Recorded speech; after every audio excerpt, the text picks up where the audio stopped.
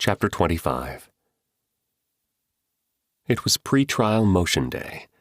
Rolanda Berry had long ago departed for her well-appointed office in Springfield, and she returned to orbit only to sit smugly by, while Thaddeus presented his useless motions and tried to fight his way out of the paper bag he was trapped inside.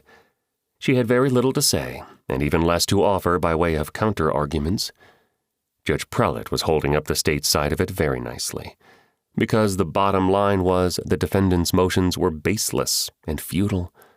They deserved very little notice, and Sag Berry herself gave very little notice. Her face had the look of one who was very bored with swatting away gnats and only wanted to depart their presence. They spoke only to say goodbye after the court hearings. There was no more talk of plea negotiations or trying to get a better deal for Ermeline.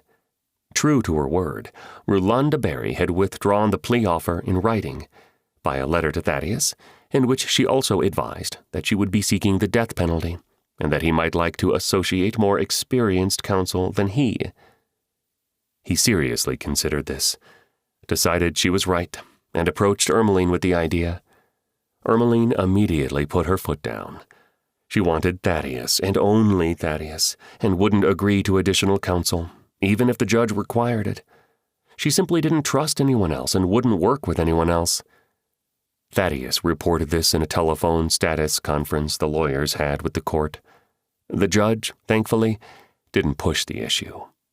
He did insist on bringing Ermeline back into court and making a record of the fact that the court was recommending she consider the appointment of additional counsel, someone with more capital murder experience than Thaddeus.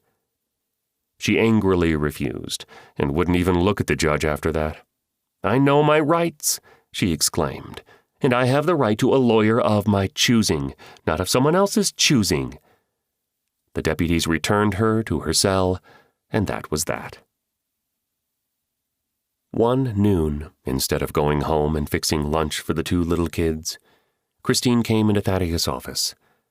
She sat down across from him and waited until he looked up from the laptop screen where he was working.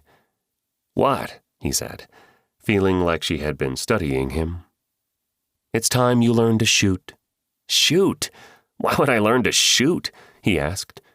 But he already knew. In a way, he was surprised it had taken her this long. Maybe she had heard the cops were about to turn their attention elsewhere, he thought. "So you know how, in case you ever need to protect yourself." He looked hard at her. "Do you know something I don't?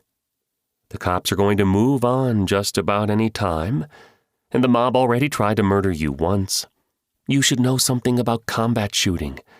Keep one around the house, keep one up here at the office, keep one under your coat." "I don't think so." "Oh, did you think we were negotiating? Come with me." He was flustered, thrown off by her demand. "Where?" "Thayer's Sporting Goods," she said, referring to the low, shingle-sided retail outlet on the west end of town. "They've got a 3-station shooting range. Buddy and I shoot there lots. Come on." Thaddeus followed her out the door. He took the stairs by use of the banisters, his crutches under each arm. They took her car, she drove them out to Thayer's, and she asked to try a .40 caliber Glock. Mr. Thayer included 2 boxes of ammo when he handed her the gun. "And muffs," she said. They went into the range and found no one else around.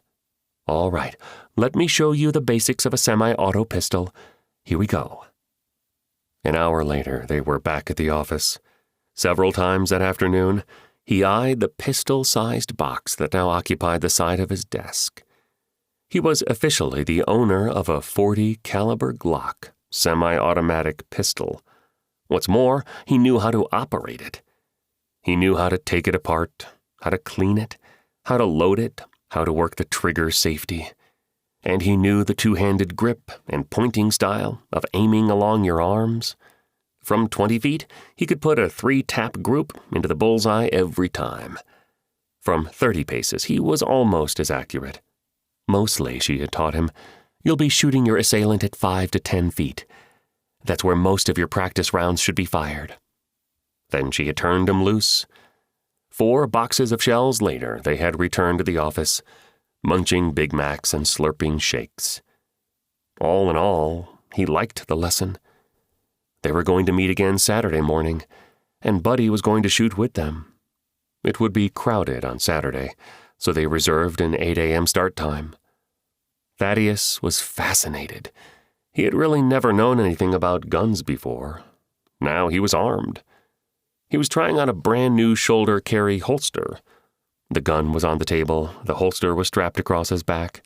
But tonight, he would probably wear it home, with the gun under his jacket.